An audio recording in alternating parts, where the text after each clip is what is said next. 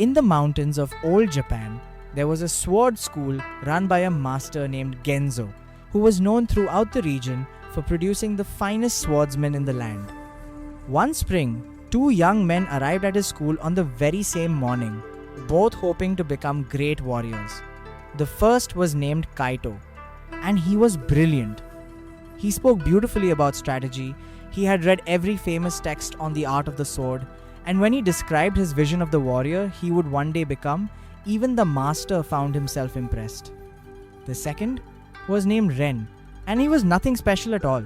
He was quiet, his words came slowly, and when asked about his ambitions, he simply said that he wished to become a little better than he was yesterday.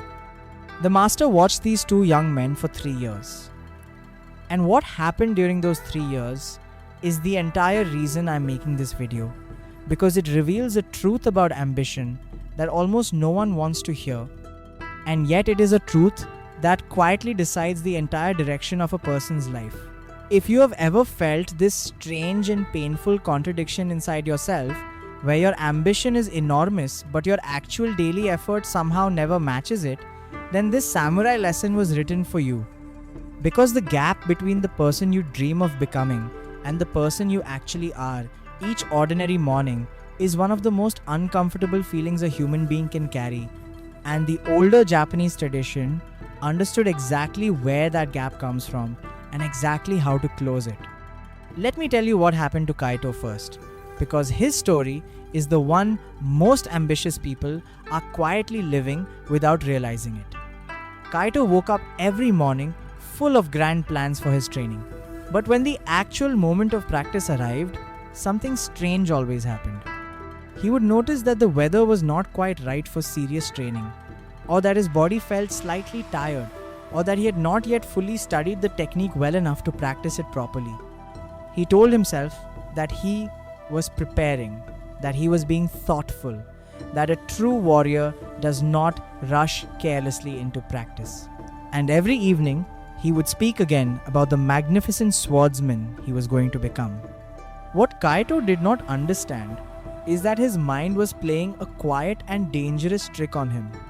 Every time he spoke about his ambitions, every time he imagined his future greatness, his brain rewarded him with a small feeling of satisfaction, almost as if he had already accomplished something real. The dreaming itself had become a kind of comfortable substitute for the doing, and the more vividly he imagined the warrior he would become, the less his body felt the urgency to actually train, because a part of him already felt the pleasure of having arrived. This is the trap that catches ambitious people far more often than it catches ordinary ones.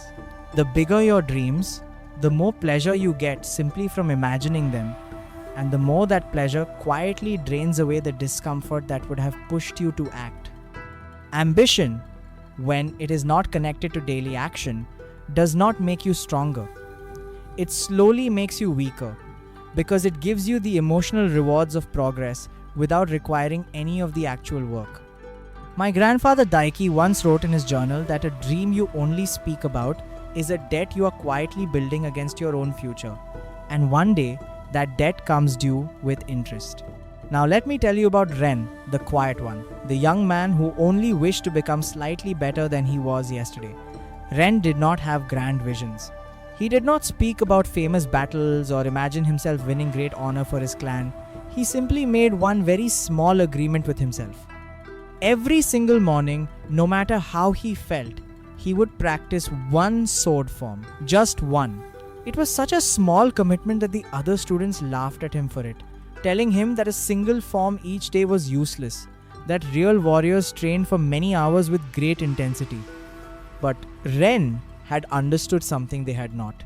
He had understood the principle that the samurai called the way of small improvements, the slow and patient path where the mountain is climbed one step at a time rather than conquered in a single dramatic leap. Ren knew that he could not control whether he felt motivated on any given morning. Motivation, he understood, was like weather, arriving and leaving according to forces beyond his command. But he could absolutely control whether he performed one sword form, because the commitment was so small that no amount of tiredness or bad mood could give him a believable excuse to skip it. And here is where the real lesson begins. Because what the master Genzo observed over those 3 years was something that completely contradicts how most people think about success. On any single morning, the difference between Kaito's brilliant ambition and Ren's tiny practice seemed enormous in Kaito's favor. But the difference between speaking about a sword form and actually practicing one, repeated across 1,000 mornings, became a gap so wide that it could never again be crossed. Ren's single daily form did something that Kaito's grand vision never could. By the end of the first month, the movement had become automatic, requiring no willpower at all. By the end of the first year, his body had grown genuinely stronger, and the small daily practice had naturally expanded, because a body that practices one form each morning soon finds it easy to practice 2 and then 3. Ren had never relied on motivation, and so he had never been abandoned by it. He had built his progress on something far more reliable than feeling, which was the quiet rhythm of a small commitment honored every single day. There is a phrase from the samurai tradition that captures the heart of this entire lesson. The warriors used to say that they were not controlled by their feelings, but guided by their commitments. This is a distinction that ambitious but lazy people desperately need to understand. Most people, when they want to achieve something, wait until they feel like working before they begin. They treat motivation as the engine and action as the result. But the samurai understood that this relationship runs in exactly the opposite direction. Motivation is not the spark that creates action. It is far more often the flame that follows it. You do not wait to feel ready and then act. You act, even poorly, even reluctantly, and the feeling of momentum arrives afterward, dressed up as the inspiration you were originally waiting for. The great swordsman, Miyamoto Musashi, lived this truth completely. He did not transform himself through sudden bursts of dramatic effort. He devoted himself to small, steady actions performed every day, year after year, until a level of mastery had quietly accumulated that no inspired beginner could ever match.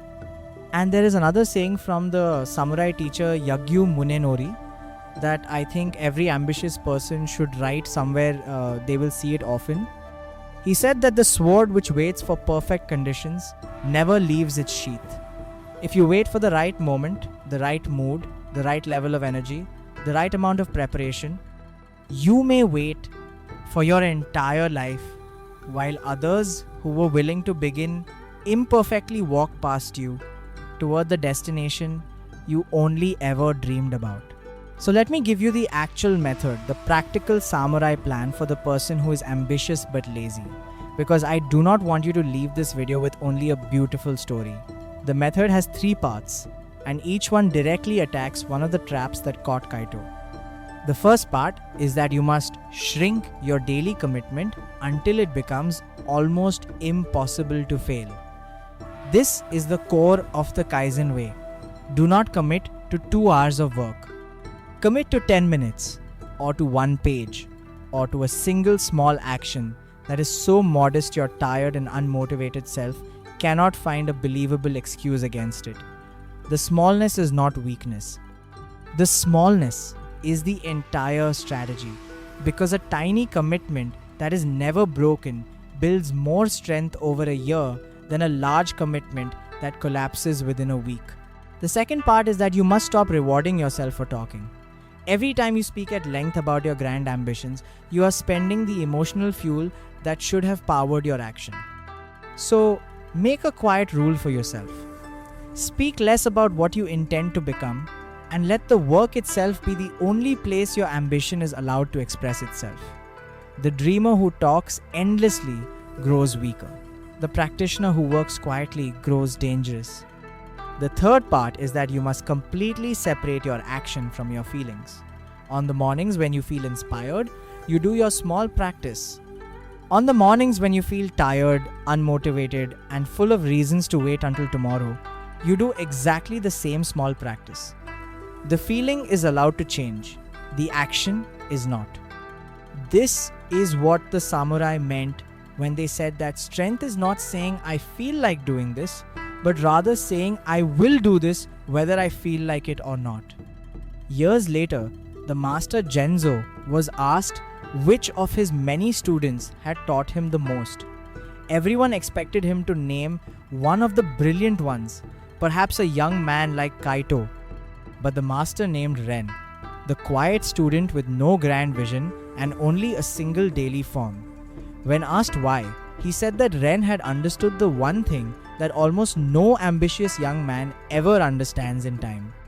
He had understood that greatness is not a mountain you leap onto in a single inspired moment. It is a mountain you climb through 1,000 small steps, taken on the ordinary days, in the ordinary weather, by an ordinary person who simply refused to stop walking. Yes, my friend, if you are ambitious but lazy, please understand that there is nothing wrong with you and there is nothing missing inside you. You have simply been waiting for a feeling that was never going to arrive on schedule, while pouring your energy into dreaming instead of doing. The samurai discovered the way out of this trap centuries ago, and the way out is almost insultingly simple. Choose one small action. Do it today, exactly as you are, without waiting to feel ready. Then do it again tomorrow. The motivation you have been waiting for your whole life will quietly catch up to you somewhere along the path, but only if you have already begun to walk. What one small daily action you are going to commit to? Let me know in the comments. Take good care of yourself. I hope to see you in the next video.